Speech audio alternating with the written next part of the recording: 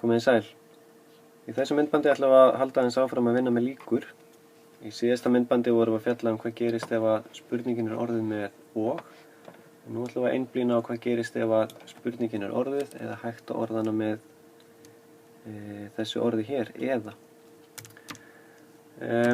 Byrjum á að skoða eitt dæmi og það hljómar svona að tveimur teiningum kastað og við leggjum saman tölurnar sem uppkoma.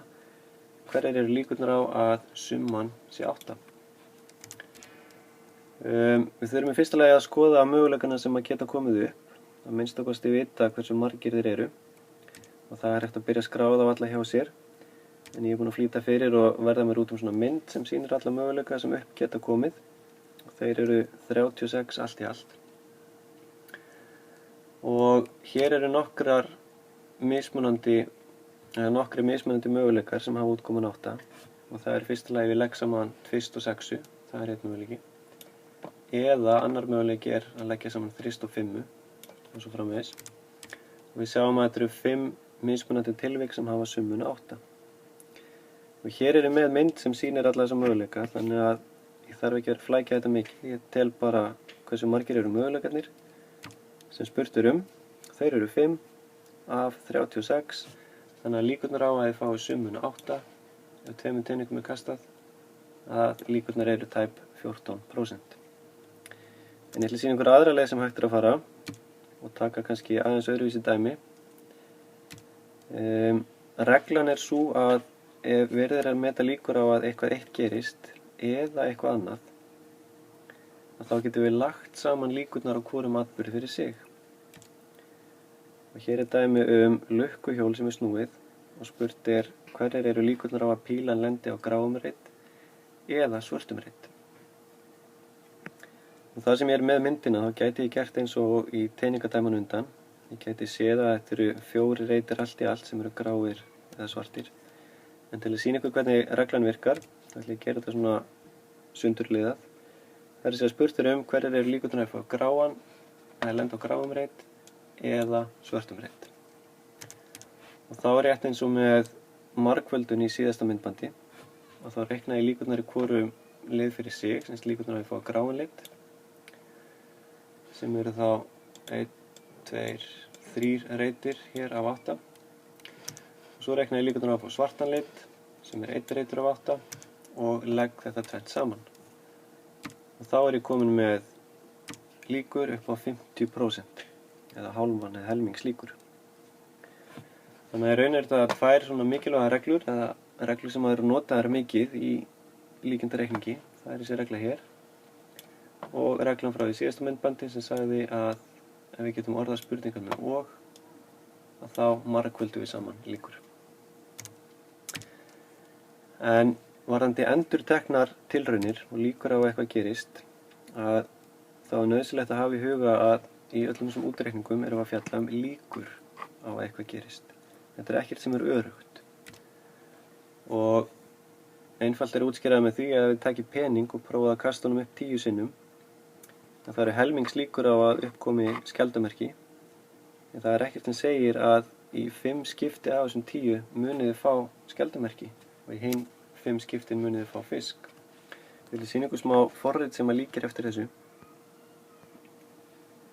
Hér sjáum við lítið forrit sem ég ætla að sýna ykkur og það líkir eftir því að peningi kastað upp. Þannig að það er bókstaflega allt til á netinu. Því miður þá tekst mér ekki að stækka þetta mikið á skjánum, þannig að ég vona að þið sjáist eitthvað þegar þið horfið á þetta, en kannski þurfum að rýna svolítið í skjáinn.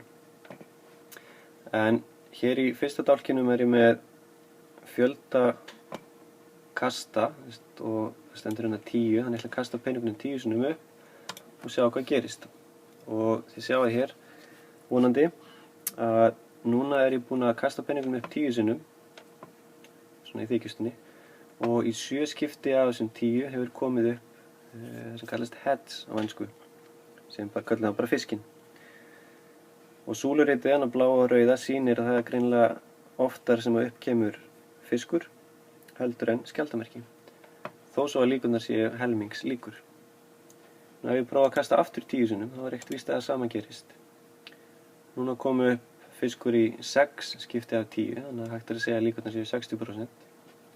ef ég gerir þetta einu sinni enn, þá gerist það hér að það kemur upp í helmingi tilvika fiskur og í helmingi tilvika skjaldarmerki. En málið að því oftar sem ég kasta peningnum, því nær ég þessum líkum sem við erum alltaf að reikna með. Þannig að við skoðum hvað gerist ef ég kasta upp peningnum 100 sinnum, þá tilviljun farin að hafa minna að segja og líkurnar farin að hafa meira að segja. Þannig að ég kasta þessu upp núna 100 sinnum og þið sjáu að til að byrja með þá þetta frekar ójafnt, en nú þetta að fara að jafnast út og köstin eru að verða 80, 90 og 100 og þá kemur upp að í 47% tilvika hefur komin upp fiskur.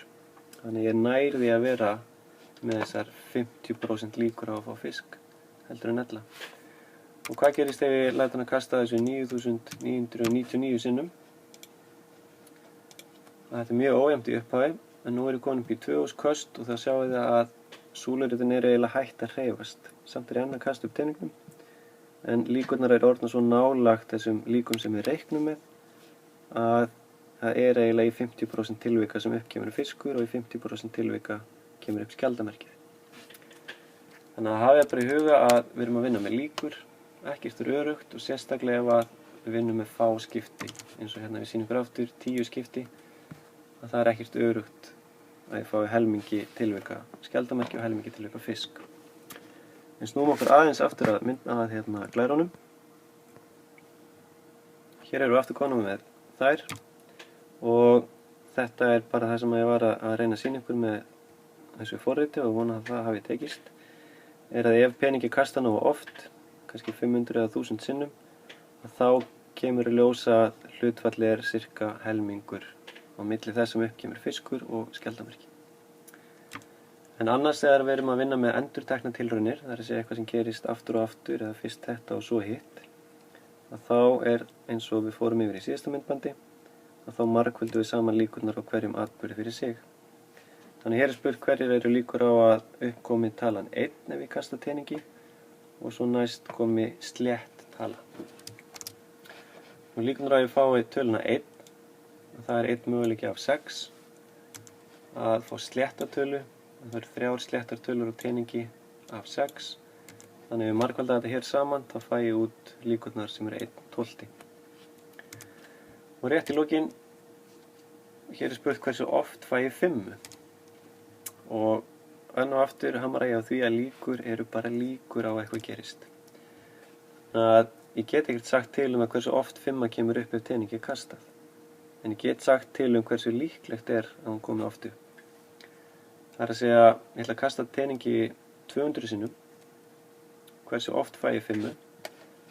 Já, ég get ekki svarað því með fullri vissu, en ég get sagt að það er líklegt að hún komi upp í ákveðin tilvika. Og byrja þá að reikna hverjar eru líkurnar á að ég fái 5. Og það 1 5 á teningnum af 6 mögulegum flötum. Þannig að líkurnar á að upp komi 5 þegar tening er kastað tæp 17%, 16,67. Og þá finn ég bara, ef ég er með 200 köst, og þá líklegt að í 16,67% tilvika komi upp 5. Og það þá það bil 33 skipti. Þannig að ég get sagt að ef ég kasta honum 200 sinnum, þá líklegt að upp komi 5 það bil 33 sinnum. En vissulega gæti hún komið upp 50 sinnum, gæti hún komið upp 2 svar, en þetta svona líklegasti fjöldi 5 sem upp gæti komið. En hér ætla ég að láta staðan numið. Takk fyrir mig.